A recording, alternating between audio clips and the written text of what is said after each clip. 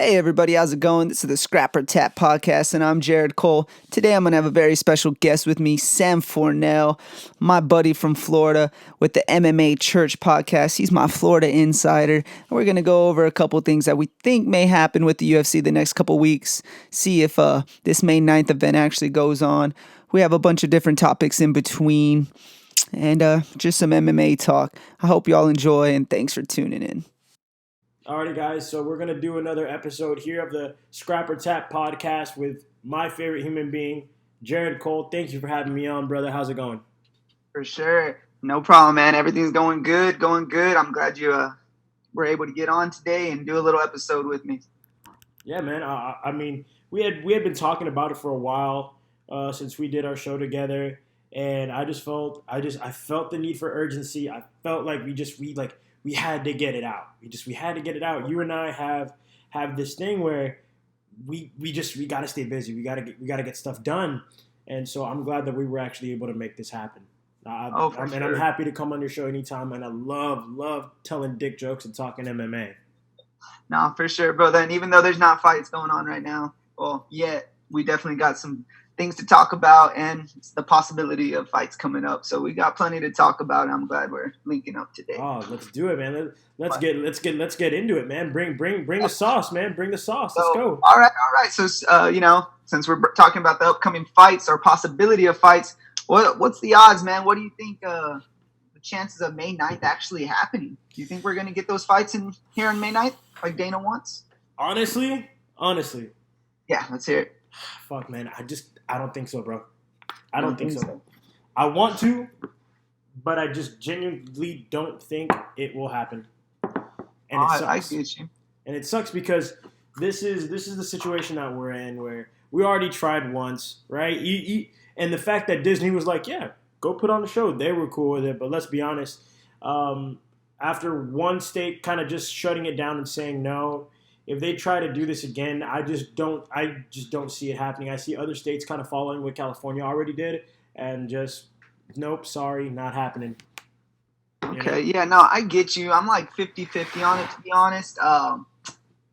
They had it set up for April 18th already, and then, kind of not screwed us, but, got us our hopes up and then just ripped the rug from under us. So it's like, I'm not that's why I'm not jumping straight to making my prediction video or anything right now. But we can, we can't get into it like you said. We can't talk about those fights and. Oh no, that's definitely going to happen. I'm going to throw out a couple questions and pick your brain on some of the fights going down. Let's do it. Just I feel like Dana is going to try to make it happen though. Like I get the state thing, but I've been hearing talk about Florida. I mean, you're my Florida insider, so have you heard anything about it possibly a venue opening up over there or being? I haven't really heard anything. It doesn't hurt to go out and do a little digging, and see what I can come up with. Florida is wild, so I wouldn't be surprised. Sure. If there was a place where I could see the fights actually taking place, it would be either Miami or Tampa. Those are the only two places where I feel like those two cities would be like, yeah, come here and do a show, Right. Right. Miami people party. They don't care. They're wild. They're reckless. Tampa folks, they're out. They're free. Doesn't matter. So and Tampa, I think, already did a couple shows with Bare Knuckle FC. So I don't see why that wouldn't be an issue, at least in those regards. But we still have to kind of, like you said, we still have to kind of see those things play out. But Florida, I think, would be genuinely realistic. I don't know about anybody else, but definitely Florida. Yeah, no, I agree. I think if it does go down, it's probably Florida. This is like regurgitated from another podcast that I heard. I heard that Nevada might actually feel a little pressure if Florida does, it agrees to it, that they might try to push the doors open. I don't see it happening. I don't see a reason for anybody to rush. So yeah, man. I mean, hopefully, as long as everything's safe, I'm totally down with the fights. You know what I'm saying? I definitely want to see fights, but I don't want to be like, oh, just because I want to talk about fights or make more podcasts, that it should be done. It's just, it is what it is. Hopefully they can make it safe. And if so, man, I'll be definitely tuning in. But yeah, so like I said, I heard it from another podcast that they might do it in Nevada or Florida. Those are the two running up. I think we're just gonna have to wait till we get a little closer, though. Definitely. Well, you said something. You said something that kind of drew my attention there. You said Nevada. Yeah. The UFC has genuinely has a love-hate relationship with the Nevada State Athletic Commission. So the fact that they would even think about something like this is kind of surprising, mainly because the history there with fighters and like the John Jones stuff or the Nate Diaz stuff or the Nick Diaz stuff with the weed or whatever. Like there's such a love-hate relationship there that would actually really intrigue me to see, because if Nevada was able to actually pull this off, then I think they could repair some of the damage between them and the UFC, their referees, their judges. There's some things there that just kind of, it is what it is. They've fucked over the fighters in the past, and so I would really genuinely like to see how they go about that, how the way they correct that. But in terms of them feeling pressure, I wouldn't be surprised. Let's be honest. The UFC really went ahead and put a lot of pressure on all the other major league sports to really initialize and take the first step into becoming normal. But I hate saying I don't know. I don't like it, but that's just genuinely where we are. But if I had to choose between the Nevada State Athletic Commission and Florida for just a fight to go back to normal, I would choose Florida. I would choose Florida, and I would save the Nevada card. Fights on the Nevada card later on when we're back to normal, where there is no issues, there is no restrictions, there's nothing holding back, there's no fighters having issues with getting visas, etc. So me personally, I would go with Florida. Yeah, I feel you on that, and I think Florida is the out of the two that's more likely to happen in Florida. Like I said, we'll see how it plays out. I don't know when everybody's supposed to be opening up. Was it May 4th or certain places? I mean, May 4th. Does Florida have like a date set to start opening up? Like here in Texas, we're slowly opening things up. Yeah. I know, like people that aren't from Texas or living in Texas, I heard them talking like on podcasts that, well, Texas is already open up. That's not true. They're slowly doing things like hospitals, third-party type hospitals. It is not just completely everybody. We're still in lockdown. People, restaurants are not open. So I think people are jumping to conclusion. But like I said, but we are trying to shoot for May. I did hear that. Parks just got opened up. I don't know what that means for sporting events, stuff like that. That's not going to probably happen for a bit. So go ahead. Tell me what you think about this. They opened up the beaches in Florida. Oh, wow. See, I saw something about that, man. I saw something about that, and I was like, what? That's a little too soon. Bro, I started shaking my head immediately. I was like, this is a terrible idea. Yeah. But the thing is, though, they put like a little clause where you have to stay active. Like, you can't lay down and chill. Because what happens is if you do that, then people come over and they start hanging out. And then those clusters grow. And they think that you can only do it from like 6 in the morning to 9 in the morning, and then from like 3 in the morning to like 6 o'clock. You only get 3 hours of beach time. So I guess there's some variables there. I did speak to my old man. He did say that things were starting to open up down there, but I don't think people really understand how town, city, and state work together, and then work separately. In the small town that you and I grew up in, even then, it's still very, very little by little. So when people hear Texas saying it's open, calm your tits. No, it's not. Like, take a back seat. Wait till the state mandates everybody from big city to small town to run those normal operations, so that way you can go ahead and get your Q taco in the morning at the gas station. I didn't forget, dude. I didn't forget. I'm still true to my Texan roots, bro. Oh yeah, no, for sure, brother. Those breakfast tacos that's the way to go. But yeah, they say one thing and everybody thinks, it's completely open. It isn't, but it's getting there. It definitely is getting there. So I'm sure other states are going to follow, depending on their numbers and the cases, Well, so, I mean, it is what it is. I don't care what anybody says. You just strictly look at the numbers. Now, my dad. He's a medical professional. One of the best in the country, one of the best in the state of Texas. I love my dad to death. Shout out to my 60-year-old dad. I love you to death. But Yep. he was talking about how the numbers are going down. You Oh, know, okay. Yeah. or let me Yeah. rephrase. He was giving me information regarding. I don't want to misquote my own dad there, but he was saying like, "Hey, take a look at California. Take a look at so and so. Like, yes, the numbers are higher, but that's because we're testing. But the numbers actually are going down, and so we really are on our way to becoming back normal. Now, the question I ask you is, do you think that this will be something like the flu, where it's just something that you're just going to have to test for, and heaven forbid, get vaccinated for, you know, every single year? Like, is it going to be like the cold? Is it going to be like the flu? You know what I'm saying? Like, is this going to be another one of those things that's just going to end up reoccurring no matter what? It just is what it is. I think we'll figure out in about how long. I'm not a doctor or anything, but how long do vaccinations usually take to come up with, like a year, 18 months, something like that is what I believe I heard. So I really don't think we'll figure out till they actually have a vaccine and whatnot. But I'm hoping it's more. I mean, not hoping. It's crappy in any situation. But Yeah. if we have to deal with this, hopefully it is like the flu where we can just have a vaccine. I don't want to speak too much on that. Like I said, I don't. Right. I We only know don't what I'm know. We don't know. Right. Yeah. exactly. So, Fuck, but I hopefully tell it's you nothing what, too dude. I serious. tell you what. I I doubt hope it. it's not something that is something that's reoccurring like the flu. I hope that this shit is gone. But let's give a shout out to all the medical professionals, from the nurses to the doctors on the front lines in hospitals, to the people who are coming up with a cure for a vaccine for this virus, because it's insane to think, 1 people ago you were dying from diarrhea and the flu.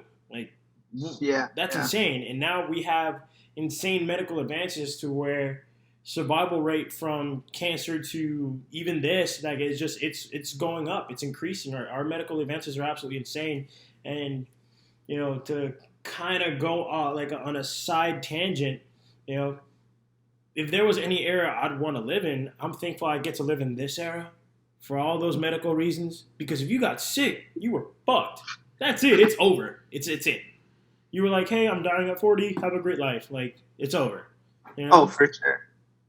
Yeah, I was just having that conversation with somebody, man. Even though we're going through this right now, we're still living in the best time we can, that there ever was. So, it just is what it is, and hopefully we get through this and are stronger at the end of it, man. So, 100%. I want it. I wanted to. I wanted to go back to normal. I wanted to go back to normal. Oh yeah, same here, But brother. I don't know Same how here. I don't know how you are with like going out and being social, but for me, I never really cared for like going out and drinking or going out and eating. Like, I miss it, but I would much rather just be like, here's my $200. I want to go to the Dominican Republic for a weekend. You know what I mean? I'd rather Oh do yeah, that. Like, that's what really attracts my interest. Than, hey, do you just want to go to like Wingstop or Ale House? Like, is that cool with you? Do you want to go to you know what I mean? Like those overly simplistic local pubs that you grew up eating and drinking at. Like it's cool, but how about a nice trip to Austin? no, for sure. No, You know? that's my type of thing too. Don't get me wrong. I'll go out every once in a while, have a drink, especially times that we've been going through. I'll almost do anything just to go out and have a drink right now. But yeah, no, you're right. I'd rather go on trips and whatnot. And Yeah. it sucks that that's not even a possibility right now. We don't really know when, man. I'm hearing different comics and stuff talk about how they might not be doing tours till 2021, and that bums me out right there, man. Hopefully we get a handle on this and we're able to move on. But right now, it's just that's the scariest part, man. It's just a question mark. We don't know. So So then take it day by let me ask day. you this: if you could put money on it, which state do you think completely opens up first? All right, all right. Think about it. All right, from New York, Oh, they're Oregon, like, Seattle, Washington, South Florida, Texas, California. Right? Those are the kind of the six major points here in the country. Who opens up first? well, I want right off the bat, I'm thinking Texas, but y'all crazy asses already opened up your beaches. I mean, I wouldn't be surprised if y'all get the jump on us, man. It's like a competition between Florida and Texas. Oh, dude. No. I mean, I don't know, man. I would say, Texas is making their, trying to make it happen, open it up. Abbott, Governor Abbott, he's been doing his thing. Yeah. Already opening up certain things and talking about May, I forgot the date, May 4th, something like that he wants everything open. So who knows, man? But I don't know enough to really talk about it. I'm just going to say I'm going with Texas or Florida. Those are my two. New York is last. It better be last. You think New York? I think California. You think California's the first? Did you read the report? Or did you hear? So I saw this on various different social medias, but where the governor of California was stating that they would be that they would be shut down all the way until the end of the year. Yeah. I don't know, man. That feels a little much. Maybe summer, because summer's around the corner. Yeah. But the whole year? Like, all right, fine. Nationwide, at least here in Florida. I don't know if it's I'm pretty sure it's nationwide, but at least here in Florida, schools shut down for the complete year. Oh, yeah. Here, too. Yeah, for sure. So I will say this, quick note to all the kids who are seniors this year.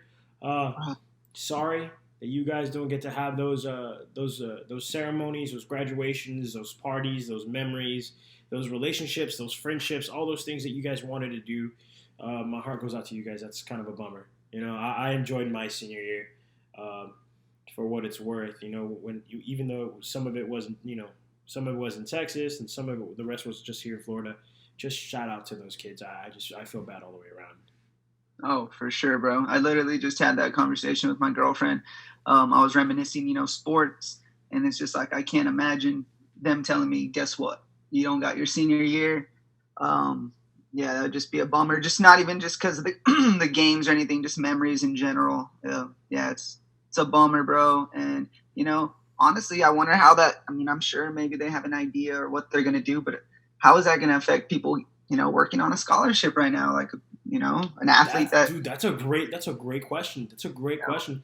But just to kind of piggy off your back here on that, I truly, truly feel bad about the small towns, like the way you and I grew up, where your sports was what brought the whole community together. It brought the whole town together, whether it be San Benito versus Harlingen, or Brownsville Pace versus Brownsville Rivera, or Harlingen versus Harlingen North versus Harlingen South. Like, all those kind of things, just that was a date night. That was an event. Oh yeah. And those kids just aren't gonna get to have that. Yeah, man, for sure. It's like fucking city life. They folks here in Florida, football's like whatever, man. Like, okay, cool. Florida and Texas are loaded with talent without a shadow of a doubt. But it's the small towns where sports means everything to. Yeah, I'm telling you, man. I could remember it. The smell of the popcorn and the cotton candy, the smell of cold beer flowing. Just man, I'll admit I'm victim to it. I miss it too. Oh yeah, for sure. I think a lot of people are going to be missing it.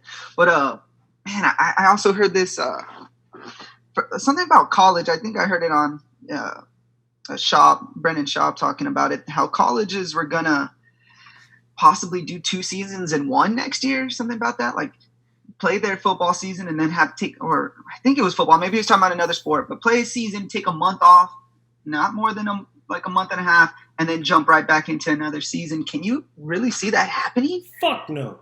That's what I'm saying. And he was talking negative about it. He was saying, how can you expect, especially football players, physical sports, how can you expect someone to just take a month off and then jump back into whatever, 12, 16? I don't remember how many games they played. Not a chance. Who said this? Who said this? No, Brendan Schaub was saying he heard somebody talking about that. I don't know if they're, trying to come up with an idea. Or are they just trying to bust the balls of everybody else who's not only an athlete but an avid sports fan? What are you doing? Yeah, the amount, this already. You were an athlete. I was an athlete. We both know the work that it takes to put yourself in a position to even go and practice, let alone play and compete. That's insane. The amount of conditioning, the amount of physical stress, the amount of physical work that's involved with getting ready for a season, that's fucking bananas to me. Hey, shout out to that guy who's an idiot. Saying For that. sure. Yeah, I don't Saying know that. who he heard it from. I don't, because it was Brendan Schaub talking about it, but he, like I said, he was saying it in a negative tone. He didn't like the idea, and it was around the Stupid. same time he was talking smack about their governor, saying he's a pussy. So, at the same time, it was all in a negative light, and I don't see that happening. I was just wondering if maybe you heard something about it and what you thought about it, because I don't see that happening. I think that's way too crazy. Even a basketball or baseball, that's just too much too soon. People are gonna be throwing out their arms. It's just that doesn't sound okay. Not for me. I mean, the only sport that I could think of realistically where you could do something like that would probably be mixed martial arts. That's it. Yeah. That's it. Oh, they're down And for all what, year round. fucking golf? Who gives a fuck about golf? No offense to those who love golf, but let's be honest. Nobody's like sitting at the edge of their seat, excited, really like ready to play. Like football in the U.S. is the number one sport in this country. Go ahead, fuck with football. See what happens. See what happens statewide, where kids are, like you said, are dependent on scholarships. Then those kids that are getting ready to go through college and then go to the NFL, and then those athletes themselves who want to get into their professional season. What are we doing? Yeah. What? No, you're right, man. I don't see that happening. You hurt about 7 people's feelings, though, about that the golf joke. 7 people are pissed off at home, like, what do you mean? Dude, fuck it, bro. No, Sorry. I'm just kidding, man. I feel you on that. You know what golf is for? You go to the driving range, drink 24 beers, hit a couple balls, call it a day. Yeah. Oh, for sure. No, don't get me wrong. I've played golf. It is fun. It's great. Hang out with your boys, get a couple packs of cold beer. But to try and watch that competitively on TV, it's like... No, I get you, man. I get you. It's not my thing to watch. I'll go play with some friends. That's great. You know what I mean? Like, I'm sorry. I don't care who you are. Nobody's sitting at home going, I wish I could see Tiger Woods play right now. That makes my dick hard. Yep. There's a couple people, but it's not me. It's not me, man. It's all of Tiger Woods' side pieces. They're excited. Like, oh my God, Tiger, win more money for me or whatever he's into. I'm sure he made a strong comeback, and it was good to see him win, all jokes aside. I'm happy that he's back to doing his thing. And shout out to all the sports fans, you know what I mean?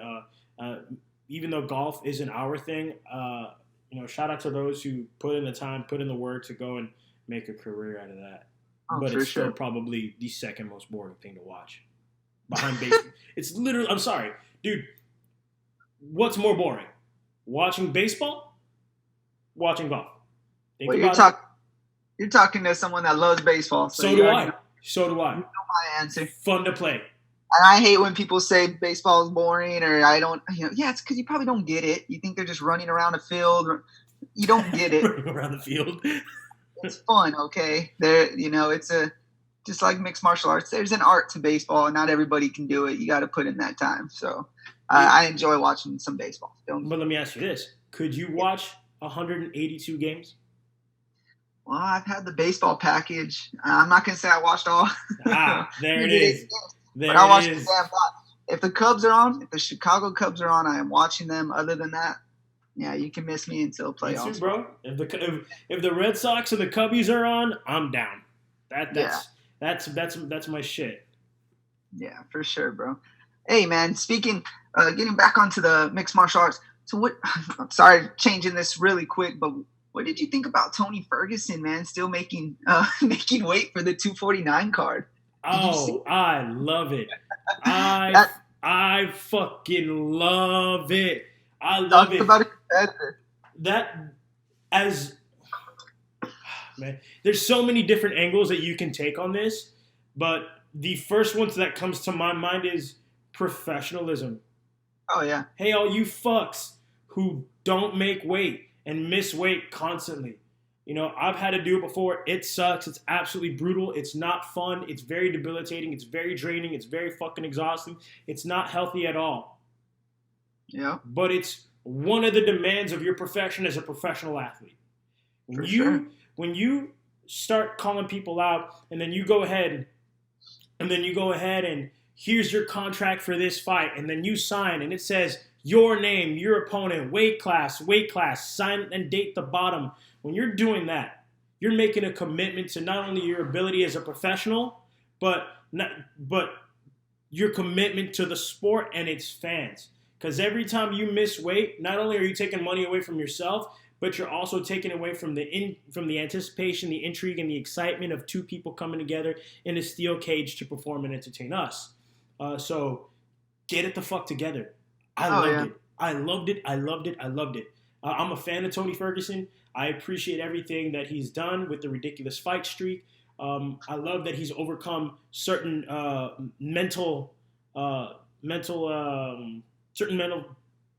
issues or complications, if you will, and right, yeah, it's good to see him just do this. This is a big wake up, big alarm to all the other professionals. For sure, man. I loved it too. I thought it's great. Also, just everything he does while training and just the funny videos he puts out for us, man. He's a true class act. I like Tony Ferguson a lot, and that just gave me a little bit more respect for this guy. I already respected him, but a little bit more just to show that, hey, look, right? I'll still make the damn weight just to show you. And Ray Borg needs to take some notes. Not trying to take a shot at Ray Borg, but I think he's missing. Oh man, dude, dude, I know exactly how you feel. Especially with everything that was going on with his kid and. Yeah, dude, I know. As soon as I said that, I was like, shit, maybe that's like right. It's like like when you say something and you're like, oh my god, fuck, it's in the air. Fuck, I wish I could take it back. Yeah, it is what it is. You're right though. There are certain fighters that just really need to tighten up. If you can't make 125, move up. Sorry, tough shit. Look what they did with Kevin Gastelum. Look what they did with Darren Till. And it just is what it is. If you can't make the weight, you can't make the weight. Sorry. Yeah, I couldn't do 155, so I stayed at 170. For sure, I get you, man. You know what I mean? You miss it one time, it's I get it. I'm not gonna hold that against you missing it once. Especially it could be a bad camp, something happened, you're going through stuff. I get it. Multiple times, it's like you might need to find a different regiment, or just go up in weight, or hire a real fucking coach. Yeah, for sure. You're a fucking professional athlete. You get paid your X amount of dollars to go and pursue this professional endeavor. Get it the fuck together. Get a real coach. Coach. For sure. Yeah, and like I said, the only thing that popped up in my head about Ray Borg is because I did put the majority of my DraftKings cards at his last fight. I went against him, you know what I'm saying? And then he missed weight, and I was like, oh, shoot, maybe I made the right call. Yeah. No, he goes and wins, and then it's just like he won with, while missing weight. Ray Borg is an absolute beast, man. Absolute beast. Shout out to him and shout out to his family. Holding it down together. For sure. No, for sure, man. He's a great guy, great fighter, and I'm looking forward to his next fight. Hopefully he has everything under control, so we'll see how that goes. Speaking of fighters making choices and stuff, man, what do you think about Henry Cejudo? Do you think he's, this is going to be against Dominic Cruz? Do you think that's a smart fight? Do you look at him a little funny because he's calling out Aldo off a loss, Cruz off somebody that hasn't fought in 3 years, coming off a loss as well? And I get it. You're trying to put a couple, legends under the belt. I get it. You've already taken out some great fighters, so I don't blame him for doing this. I don't. Just want to hear your opinion, and because a lot of people are giving Henry Cejudo some crap about this, man. So I think this is going to surprise you. You ready for this? Yeah. This is a bad fight for Henry Cejudo.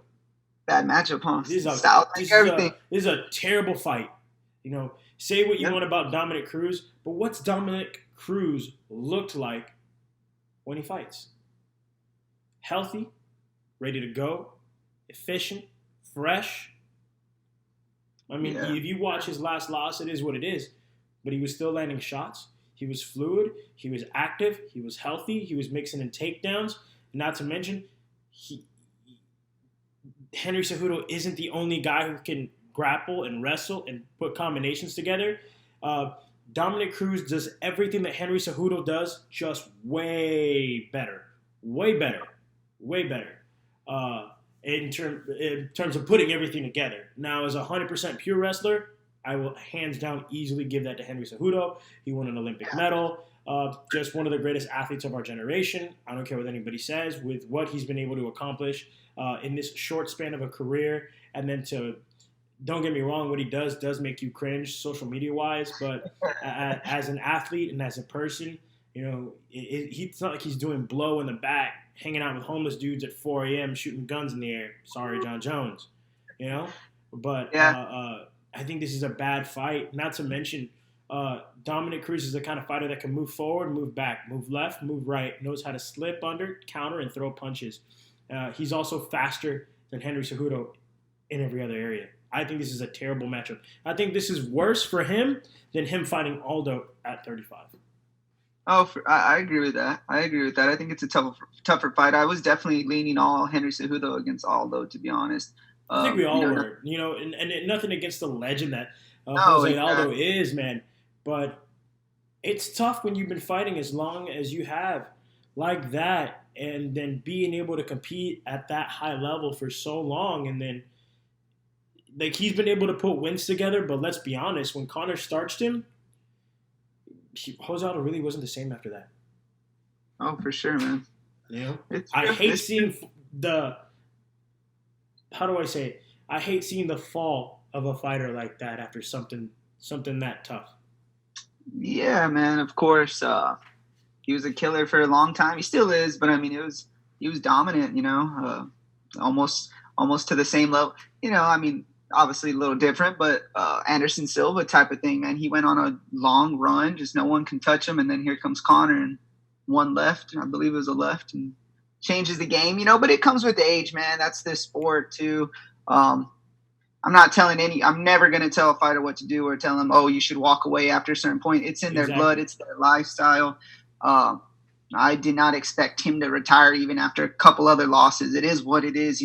But we can't forget the legacy he did set already, and can't forget that for sure, man. And shout out to Aldo. Like I said, it's just, I think Henry Cejudo was going to probably run away with that one. Who knows though, man? One punch can change anything in this sport. So a couple variables with that there. Well, first things first. People need to understand that these athletes, in the overall grand spectrum of the whole thing, they don't owe us shit. They owe us nothing. Nothing. If they want to fight till their fucking balls hit the ground, cool, man. If LeBron wants to play until he's 50, cool, man. They don't owe you shit. They went out and made their career. They went out and made their name. They went out and got up at 3:30 in the morning at the gym to go train. We didn't do that. We weren't their inspiration. We weren't their motivation. I don't care what anybody says. They don't owe us anything. And I agree with that. Then to piggy off that Jose Aldo situation, I would like to see TJ Dillashaw, Jose Aldo, winner of that, fight for the bantamweight belt. What do you think of that? Return? You think that's TJ's return fight? Oh, I can see that one. I absolutely think that's TJ's return fight. He had reconstruction shoulder on both shoulders. So now he'll be able to do what he once did when he fought Renan Barão, mixing up the takedowns with the striking. A healthy 100% TJ Dillashaw, whether he was on that stuff or not, don't care. He was still one of the best in the world. His skills there, don't care what anybody says, undeniable. That, to me, would be an interesting fight. I think I could see TJ winning that, really, honestly. I really don't see Jose Aldo really beating anybody at 35 that isn't in the top 5. I could see Jose Aldo losing to Cody Garbrandt. Just is what it is. Yeah, for sure, man. Yeah, I could see that fight going down, and I'm definitely leaning towards TJ. I've been a fan of his. Quick question, I really, like I said, just like you said, I don't care. The past of the past. What he did.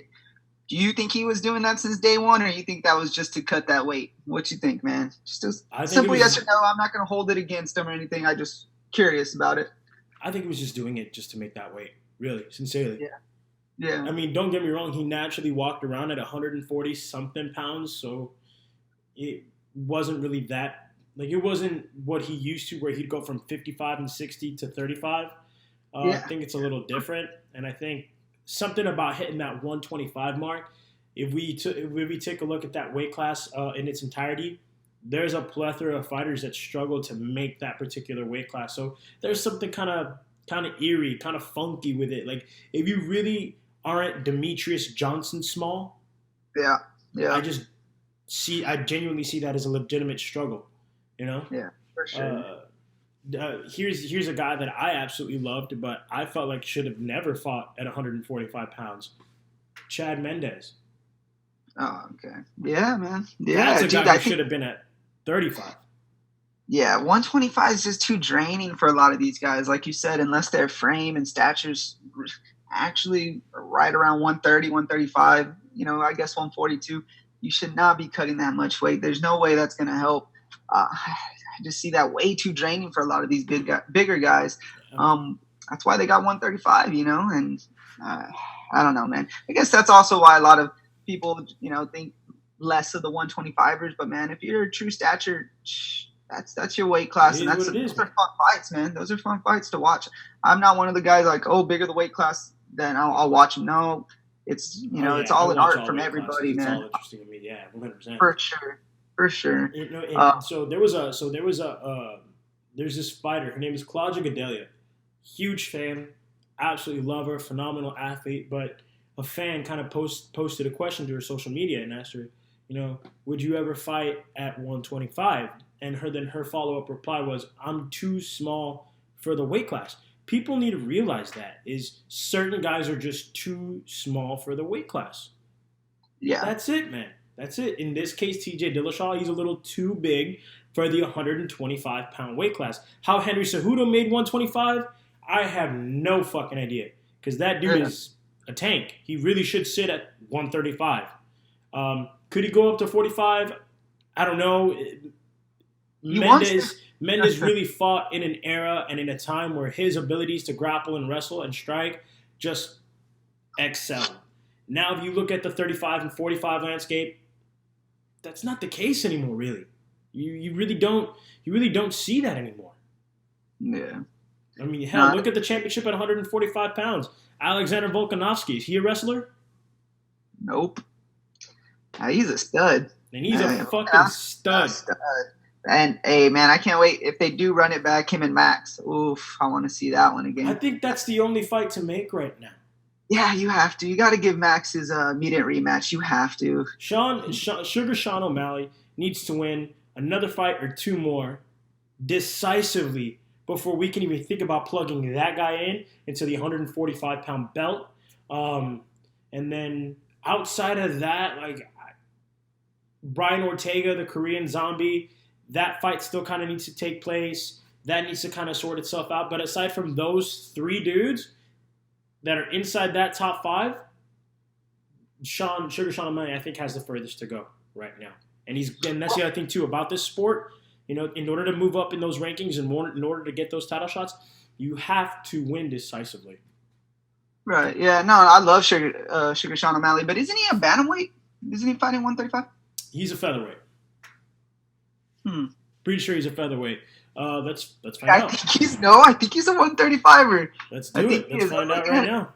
Yeah, because I made my dark horse. My last episode, I had the dark horse episode, and he's my dark horse in the bantamweight division, along with Corey Sandhagen and Peter Yan. Now, Corey Sandhagen, that guy gets me excited. Oh, I know it, man. I know it. He's gonna be fighting for a title pretty soon. I feel it. Another win or two. He is a bantamweight. Interesting. I thought he was a featherweight. Oh, he's big. He looks like he could be. He's a tall, big boy, and I guarantee he's even said it, though. In a couple years, he doesn't know when. He's not going to put a date on it. He will jump up, he said, though. Especially once he gets older and it's harder to cut weight and he fills out. But, yeah, man, he's just a long, lanky bantamweight, and I think he's going to be coming for it. I think eventually he'll get there. Like I said, he was my dark horse in my last episode. That's the only reason I knew it. I did a little bit of research on every division. So, but I don't know, man. I love Sugar Sean O'Malley. He's a fun one to watch. Check out his podcast. That's another fun one. Look at me plugging in people that don't need plugs, but right? They already have their own shit. You and I are a couple 1-2 newbies, couple 1-2 rooks in the podcast game. But I will say this, man. I'm absolutely loving what we're doing.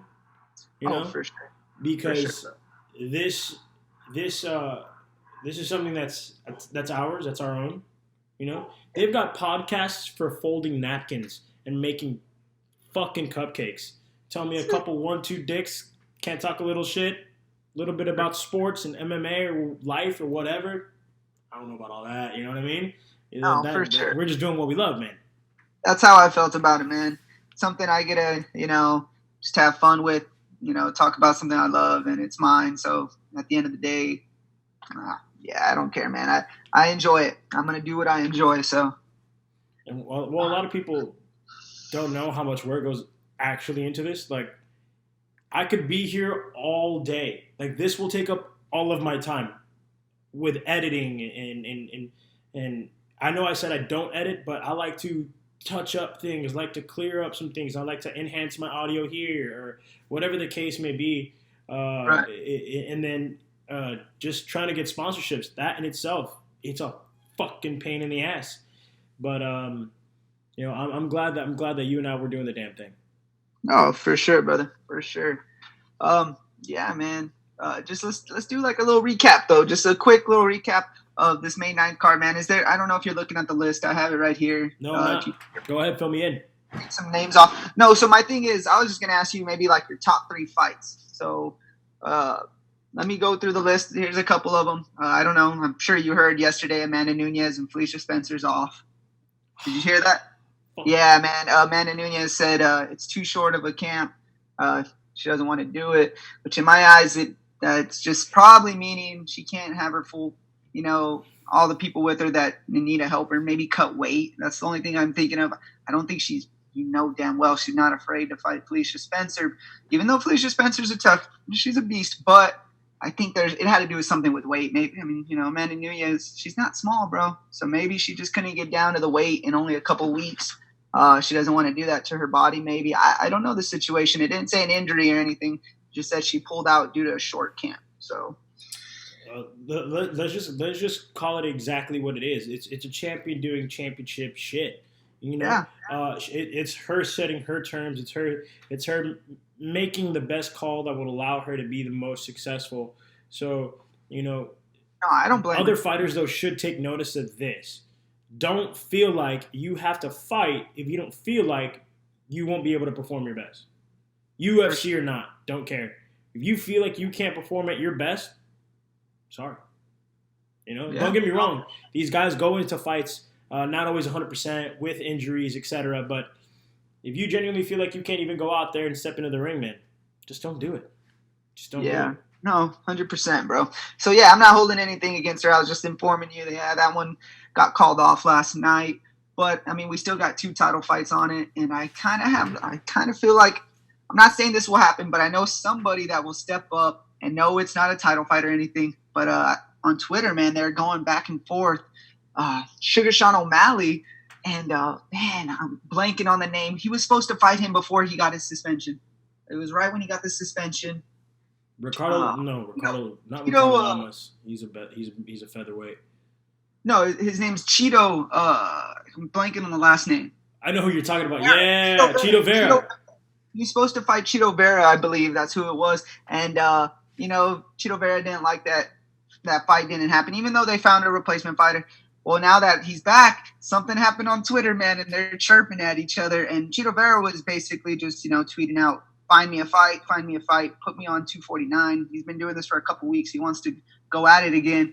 And yesterday, Sugar Sean O'Malley said, I'll take Cheeto. Let's do it. So, man, they're both ready to go. Throw them in the mix, man. No, it's not going to – you don't have to even put it on the main card or anything. But that would be a good little pop for it. Yeah, no, not at all. Not when I'm about to maybe Sean does something with it, because he's a rising star, Oh, yeah. But let's be honest, it just is what it is. And I'm a fan of Cheeto Vera. He comes out of the Ashley Evans Smith camp out there in Orange County. Crazy talented dude, man. Really exciting fighter to watch. But I think that's just one of those things where, if you're a hardcore of the sport, I hate saying that, but if you're a hardcore of the sport, then you really genuinely know who he is. Oh, yeah, for sure, bro. No, that's a fact, man. I think that would be a great fight, so I'd love to see that one. But even if they don't fill it in, man, this card is stacked from top to bottom, so they're fine. They still got 2 other title fights. We got Tony Ferguson versus Justin Gaethje, of course. Oh, sorry, not a title fight, but in an interim title. So I guess a title fight, right? Dude, it's a title fight. I don't care. It's a title fight. You get a belt. You get a belt, and you guarantee you fight Khabib. So that sounds like a title win to me. And then we got Henry Cejudo versus Dominic Cruz. We already talked about that one. Francis Ngannou versus Jairzinho Rosenstrike. That's a banger with the big boys. I don't like that fight at all. Yeah. Hey, fuck being a heavyweight, dude. Oh, it's the land of the dinosaurs, but still fuck being a heavyweight. For sure. One punch changes it all, man. Good night. Pack your bags. You're going to Never Land. Oh, I know it. Not happening. Especially with those two boys, for sure. After that, you got Jeremy Stevens versus Calvin Kattar. Maybe Kattar. He's a beast, though. Great fight. That one's got me like... For sure. Oh, my God. Calvin Kattar's got power in both of his hands. That's going to be a nice exchange. But in recent years, I love the footwork and the counter-punching of Jeremy Stevens. Let's not forget that. Working out there with Dominic Cruz and Eric Del Fiero. Just watching how much better Jeremy has gotten since... I couldn't put a beat on it, really, just because it's not coming to my head at this moment. But to watch his footwork, watch his movement, watch how much better he's gotten. Granted, we're two spectators of the sport here. We're not in his camp. We don't know how they run operations. But I'm just giving my speculation as someone who loves the sport, did it for a short amount of time, and just kind of has an idea of what they're doing. Right. That's kind of interesting. I want to see that counter footwork versus that raw power of Calvin Kattar. That's got me excited. Yeah, and I'm a big fan of Jeremy Stevens, but I am leaning towards Calvin. But at this point, man, if Jeremy Stevens shows up, that is not a surprise if he pulls it off. Even though he's coming off 2 losses, or I'm not sure how many losses. I know his last fight was a loss, but do you remember who he fought his last fight? I can't remember at this moment. It was the headlining fight, I think, in the Mexico. Was it a Mexico card? I think you know who you're. I know. Fuck, man, who are you talking about? I forgot. But I know who you're talking about. I just can't think of the name at the moment. But Jeremy Stevens is always going to be in a fight as long as he's got 1 and 2 with him. It is what it is. He could fight anybody in the world at 145 pounds. He's always going to be in it. Yeah, for sure. Pure raw knockout power like that. Little heathen, bro. One shot, starch, sleeping. For sure. That's going to be a really good one. And this next one is probably one of my favorite ones. 2 WEC veterans, man. I loved them both coming up. At one time, they were both my favorite fighters, and I still love them, man. Right now, we got Donald Cerrone versus Anthony Pettis, man. That's going to be a fun one. Shut up. That's actually happening? That is on the card, man. That is on the card right now. Like I said, nothing is nothing is sworn in. We don't have it officially booked, but the list that they came out with, that is on it, man. Donald Cerrone versus I'm so torn apart with that fight, man, because I'm a Donald fan. I'm also a Pettis fan. Yeah. Like, my MMA brain goes, oh, holy shit, what a great fight. But then my fan brain, my fan heart is like, fuck, I don't want to see any of these guys lose. Like, I don't want to see Donald lose another one, man. You know what I mean? And I hate saying this, but man, I really think Anthony Pettis will pull that out. That's my same Younger, take, man. Faster, healthier, stronger, just an overall more complete, better fighter at this point in time in their careers. But I ask you this. This is the deciding factor here. All right? Is it at 155 or 170? I'm pretty sure it's going to be they don't have it listed. So that's the only thing on the card that they came out with. It's not listed, but I'm almost guaranteeing it's going to be 170. I say it's pointless for these two to cut weights. They both sit around probably the same weight anyways, just like similar to the Conor McGregor and Cerrone, how they didn't cut the weight. I think it's going to be at 170. I think it'd be pointless to drain these two fighters. We're not talking about title contentions or anything, so it's just a fight, right? I think it's just a fight, and I think it's going to be 170, man. If it's 170, you can go Pettis. Yeah. It's at 155. you can go Cerrone. It's historically known that Anthony Pettis does struggle to make weight at 155 pounds. So if the UFC decides to do this at 55, it's kind of like, not that I'm trying to say that the UFC is kind of trying to throw Donald Cerrone a bone here, but you could say that that does put favor on his side for this fight. For sure. Yeah, I could see that definitely. I don't think they're going to throw him a bone. I really don't, especially since, it is it's still a good little camp, but it's somewhat on short notice. It's a hard fight. It's a hard fight. Oh, yeah. Keep in mind, let's not forget how wild that fight was between Anthony Pettis and Tony Ferguson. What the fuck am I saying? Tony Ferguson. How good that fight was until Anthony Pettis broke his hand. Yeah, man. Let's not forget that. Pettis was landing shots. Pettis was rocking Ferguson. So this is the same Pettis that knocked out Wonderboy at 170. So, yeah. I don't care who you are. Pettis at 170, mind your P's and Q's just a little bit. Just a little bit. Because that is no easy fight for anybody. For sure, man. Quick like question. I said, do you know who Tyron Woodley's fighting? I'm pretty sure he was supposed to fight over the next month or two. Wasn't it Edward Leon? Leon Edwards, was it? It's another terrible fight for Leon Edwards. I feel like the UFC just does not want Leon Edwards to win, dude. But he's been winning. That's the thing. So I think he's. Oh, okay. Honestly, yeah, well, he was. He was, and then who did he lose to? Didn't he? He lost to somebody, didn't he? Last couple fights he's won. I would have to pull up that record. Go for it. Pull it up real quick. You pull it up. You have more access, Mike. All right, let's do it. I'll check right now. Leon Edwards. Definitely coming off a victory because he cracked the top 10. He's ranked number 7th right now. I know that. Let's see. Leon. Oh, well, I just found out he was born in Jamaica. That's cool. That is cool. He won his last fight. Yes, sir. Against somebody that nobody knows. Oh, no, just kidding. He beat Rafael dos Anjos in a unanimous decision. That was a decision.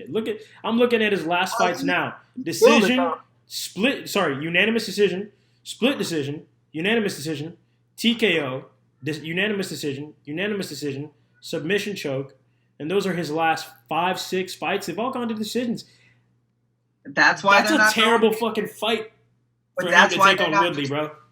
Right. That's why they're not just throwing him into the mix, man. But that's the thing he does. He outpoints people, he outworks them, and he takes it to decision if he needs to. He's not a finisher. He's not flashy. And honestly, I talked about this in my last episode. That's the only reason I think I knew that he was on a few fight winning streak. That's why UFC's not just throwing him up into these title fights or these big fights because, some people, I don't believe so, but a lot of people think he's a boring fighter. I like watching him fight. I had all my DraftKings on him last fight with Dos Anjos. I won. I did good with that pick. But yeah, I just don't think he's as flashy as some of these guys. So he's working his way very slow up the ranks. But he's at 7. If he beats Tyron, he's in it, man. He's a real contender. And I don't disagree with you. I don't disagree with you, but here's the thing. What's Dana White notoriously known for? Let's hear it. What's up? Not putting fighters like that on main cards or helping them, that UFC machine, they need to cover their ESPN nut. And nobody's lining up to see, not only is nobody lining up to see Leon Edwards, guys like you and I don't mind it. I love watching guys like that fight because there's so much skill and technique involved. But he's notoriously known for saying this. He said this a million times. Never leave it into the hands of the judges. Yeah.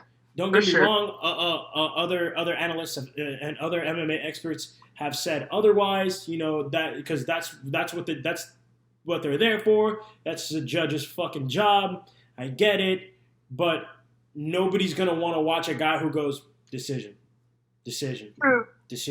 and then another. No, you're right. But this last fight against Dos Anjos, I'm telling you, man, it wasn't close. I 1,000% agree with you. It wasn't needed, but I get what you're saying. I totally get you, and that is Dana's that's his deal. He has been doing that for a bit now, and I get it. It is what it is. But, if he wins this fight against Woodley, there's no reason for him not to get maybe not a title fight, but a top 3 fight. He's ranked number 7. What's Woodley at? Still like top 3, 4? What is he? Because, he's only lost once, after the title, right? He lost one, and then he's just been kind of standstill. He hasn't fought anybody yet. Yeah, I think it's Kamaru Usman, Jorge Masvidal, Colby Covington, and then Tyron Woodley. Yeah. And then I don't know who's at 5. I really don't. I don't. That is exactly what we're talking about, how being flashy and finishing fights will get you up in the ranks. Like Jorge Masvidal, whenever he got, I think it was 2 or 3 fights ago, when he won in, was it England or wherever he was? He won that fight, and he got in a little scuffle with Leon Edwards in the back during an interview. Do you remember that? And he gave him that's where the 2-piece in a soda or 3-piece in a soda, whatever it was called. After that, everyone was like, "Oh, Leon Edwards is going to fight him." Yeah, right. He jumped Leon. He jumped him with less wins and everything. It's about how you finish, man. And, he definitely put on a show. So he jumped right up in the ranks, and now he has a title shot on his hands. So that's how the UFC goes, man. For sure, man. So we got a couple of other really good fights after the Donald Cerrone versus Anthony Pettis. We got back to the big boys, the athletic Greg Hardy versus Yorgan De Castro. You know what? I hate. I'm not going to use that word. I have a disdain and a distaste for Greg Hardy because of what we know he's done. I don't want to bring that up. I don't want to shine any light on it. I don't want to talk about it. But what I can say is the guy is still winning. Oh yeah. Unless he puts himself in a stupid situation like using an inhaler or kneeing somebody when they're down while he's winning the fight. Yeah, man, he has a couple DQs. Other than that, he's somehow pulling it off. I want to see him go. I want to see him face better competition. I'll say it like this: when Brendan Schaub was fighting, shout out to Brendan Schaub, huge fan. Appreciate him very much for always all the kind things he has done for me over the years, with whether it's stand up or just being able to talk to him in person. Phenomenal human being. But when he was fighting, the UFC was like, "Fuck you, bro. Here's a Big Country Nelson when you only have 3 fights in the Ultimate Fighter. Here's in prime Mirko Krokop. Good luck. Here's still very, very relative Gabriel Gonzaga." So I feel like the UFC is really taking their time with Greg Hardy, which is kind of interesting considering the kind of pedigree of athlete that he was, that he is, that I'm sure he still is. Me personally, I respect any athlete who's willing to have the balls to transition from one sport to another. It's insane. It's kind of, if you think about it, it's kind of unheard of. You really don't hear it that often. Like, could you name 10 athletes who played 2 sports professionally? No, I can name a couple. Obviously the Michael Jordan. He played baseball, basketball. I know there's a couple others. You said MJ, right? We can't really MJ. Speak of anybody today. No. It's all older players. It's interesting. It's all in the past. It's all older folks. Russell Wilson, he didn't play pro, but he was drafted in both, I believe. And did spring camp with the Yankees, which was also pretty cool. Yeah. But yeah, like you said, there's very few, man.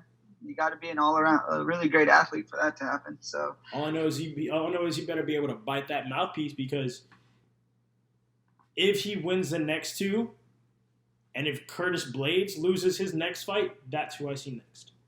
Okay. Him or Walt Harris. For him, if he can win decisively, unanimously, like an absolute blowout, a knockout, a decisive win, I like that Walt Harris fight. Yeah, that would be a real good fight, man. Here's my thing. Greg Hardy, like you said, he's a great athlete. He really is. I think he's just levels and, years behind all these cats. Without a shadow of a doubt. With the MMA, I'm not saying he can't do it, and I know you brought up Brendan Schaub. He was an athlete. He was a football player, got drafted, and then decided to fight. But he started a lot younger. I mean, Greg Hardy basically had almost a full career. That's and also then true. this whole happened. So I mean, we'll see how it goes. If he can beat De Castro, like you said, a knockout, really clean KO, I could see him definitely jumping some ranks. They're gonna have to throw him to the wolves eventually. I mean, they're realistically outside of anybody. So anybody that's in the heavyweight top 5, not in Greg Huddy's ballpark. Anybody outside of that top 5, okay, you got my attention. Yeah. Is he, like you said, he is mountains behind everybody else talent-wise. But that athleticism, though, that's a big deal in the heavyweight division. That has my interest. Yeah, for sure, man. And I don't even like the dude. I don't care. I don't like the dude. Right. No, I get you, man. I'm in the same boat. It's interesting. We'll see how it goes. We'll definitely see how it goes. You can't deny athleticism like that. You just can't. Just is what it is. For sure. For sure. And we just have a couple more fights. We'll just run through really quick. We got Jacare, Ronaldo Souza versus Uriah Hall. That is on the card as well. That's going to be a great fight, man. I'm a fan of both dudes. Yeah. I know, man. Uriah, I know this doesn't matter, but he's on like a 2-fight win streak. Jacare is, I believe, on a 2 or 3 losing streak. Yeah. And you can't sleep on Jacare, even though he's getting a bit older. He has the skill, man. I think if he gets it to the ground, that'd be a different situation. I think Uriah Hall, I don't know, man. I was going to say outstrike him. That's an actual 50-50 fight. It really is. That truly is a 50-50 fight. That's going to be a really good one. After that, we got Vicente Luque versus Nico Price. So this is a good fight. Nico's coming off a nice win. Vicente Luque's coming off a big-name win. I forgot who he beat. I can't believe I'm saying this, but I think Vicente Luque can win.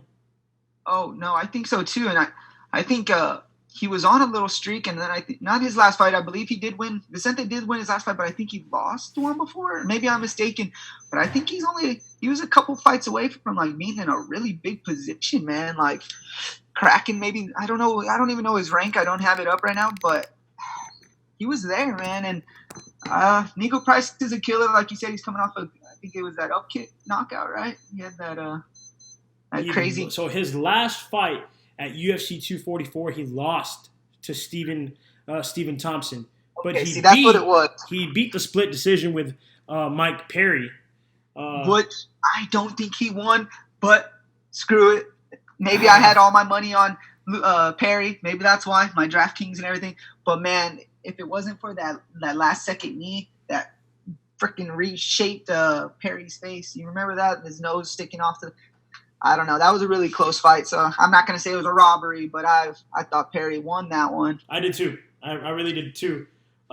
Shout out to Mike Perry, one of the nicest human beings I've ever met. Met him several times. Great, phenomenal dude. That whole fight, man.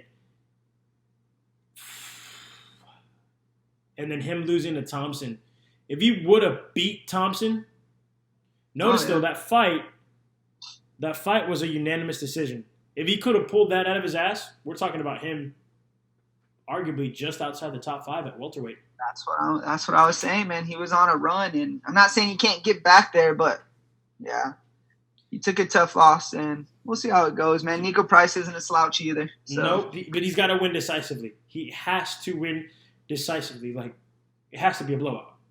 You can't go into this getting a decision, because we know Dana White hates guys who gets decisions, all right? And he's got to really make a splash here if he really wants to get a shot here at the 170 belt, which idealistically is kind of wide open. That whole weight class is kind of wide open. If you can put 2-3 wins together, you're fighting Kamaru. You're fighting somebody, assuming they're healthy. For sure. It's not like the featherweight division or the lightweight division or the middleweight division where everything's kind of just on hold a little bit. No, you're right, man. You're right. So that's going to be another good fight. We'll see how that plays out. After that, man, this is one of my favorite fights that, like I said, they made a list and they didn't break it down how they normally do. They didn't do early prelims, main card. They just have the list. But at the bottom of the list is Charles Rosa versus Bryce Thug Nasty Mitchell. And, man, for some reason, maybe because he's a kid, but I love Bryce Mitchell. He's ranked 27th right now. So on my last episode, I had him as my dark horse. And I truly think, man, I think he has a shot to make some runs, bro. Yeah, man, that dude, like, that if I had to fight that dude today in my underwear, I'd be like, Yeah, dude, tag me out, bro. I don't want to do this. I don't want to do this.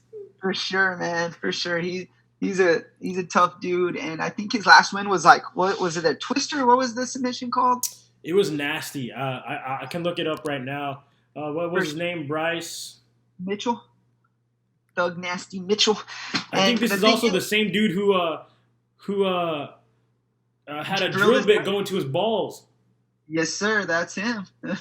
Yeah, that's him. Isn't that insane? He's going to be known for that versus the career he's actually had. For real. Here we go. So, Bryce Mitchell is 12-0. All right. Beat Matt Salas via submission twister.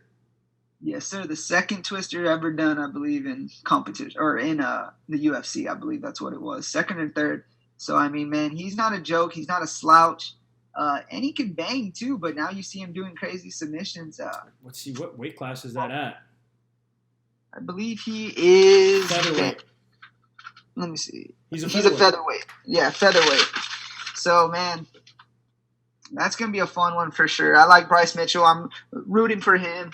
Like I said, I had him as my dark horse, so I can definitely see him making a run. And, you know, maybe in a couple years, a year or two, crack the top 10. Like I said, he's ranked 27, so he has a long way to go. But maybe with a couple wins, he'll be in the mix. I like him a lot, man. Let's see, man. Let's see. But like we had already discussed before, though, he's got to continue to win the way he has, where it's it's a submission, it's a TKO, it's a knockout. It is what it is. Yeah, for sure. Yeah. After that, we only got 2 more fights, man. Alexei Olenek or Alexia Olenek. Yeah, Alexei Olenek versus Fabricio. So that's gonna be a good one. Yes, dude. A bummer that this is all the way down at the bottom. Shout out to Fabricio and shout out to Philip Verdum, who let me in his jiu-jitsu gym when I first had moved originally to Los Angeles, California. Very humble, very sweet, very kind people. Tough, gritty training camp. Got my ass whooped a lot. This is a great fight for Fabricio Verdum. Oh, yeah.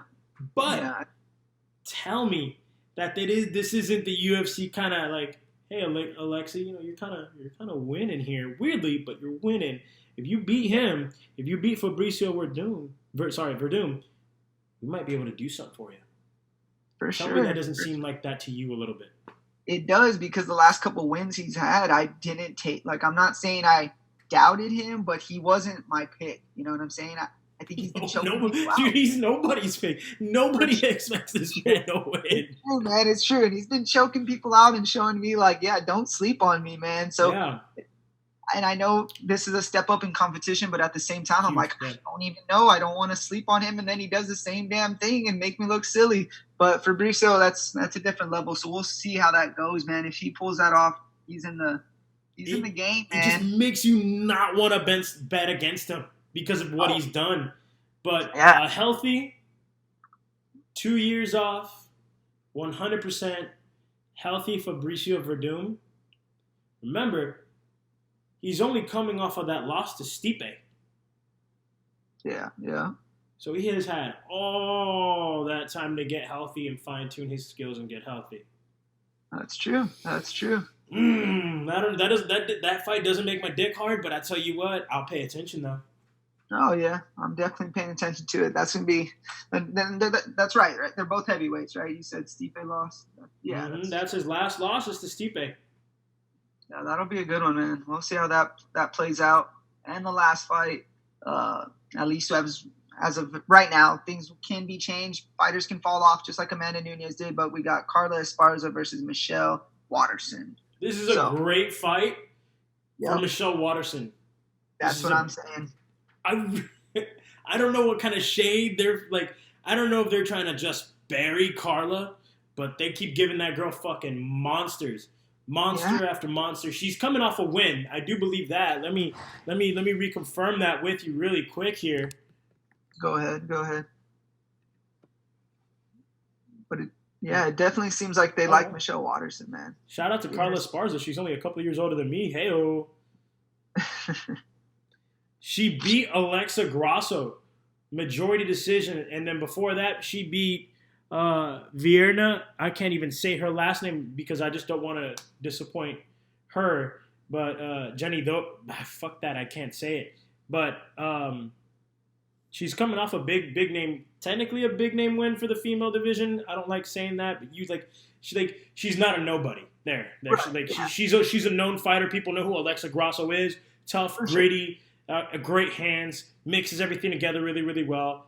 But Alexa has a tendency to take a lot of shots.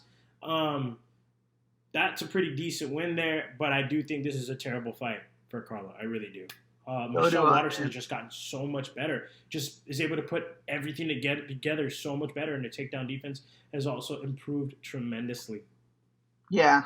Speaking of takedown defense, that was one of the only ways I really see Carla as far as a winning, if she is able to, continuously take her down and, do what she has to do. But I don't see that. I see Michelle, stuffing it and, making it a long night for Carla. Don't get me wrong. It'll be a good fight. And I can see there's definitely, angles that Carla can pull it off. But I would be leaning towards Michelle too.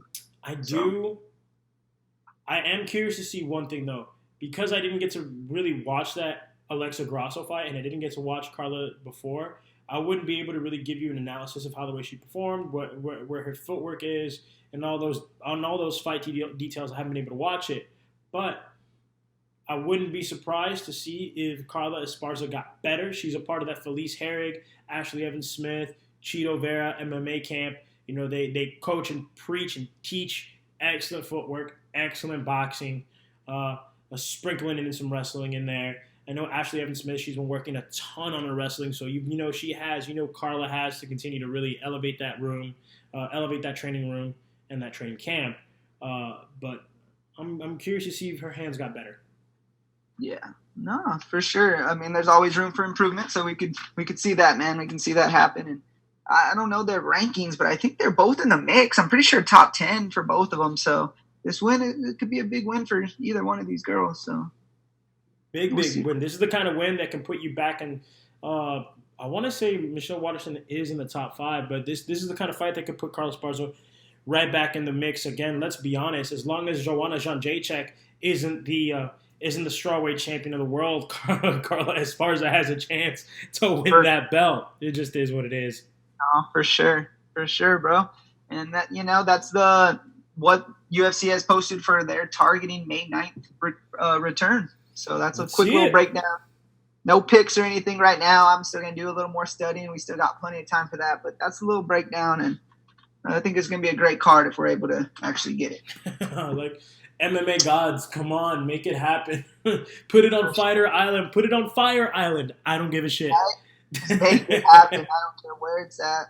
Florida, Texas. Well, it's not happening in Texas, but screw the Texas Commission, right? No one really cares for them either, huh? But I mean, don't get me wrong. The San Antonio Commission has been good to the UFC. They put on excellent title fights. Someone always gets robbed, though. So there's something going on. Judges, there's something in Texas. Something shady. Yeah, man, that's the breakdown, bro. And I appreciate you getting on my show. Had a nice little combo, Thank you for having me on, man. I love someone who isn't just a Billy Cheeto finger, you know what I mean? Who's just a troll on the internet talking shit to these guys 24/7. It's guys like you and I who love the sport, respect what these athletes do, who want to reach out to these athletes and build relationships and friendships with these people. We genuinely respect what they do, and you have a great MMA base and great MMA knowledge, and so I love being able to really talk and collaborate with someone who follows the sport and understands the sport like the way you and I do. Yeah, I appreciate that, bro, and likewise, man. And it's always good to pick your brain on all these things. And we could do this anytime, any place, anywhere, bro. For sure. We'll be definitely doing this again soon, brother. But I think that's it for today. So I appreciate you being on the Scrapper Tap podcast, and thanks for everybody for tuning in. We're out.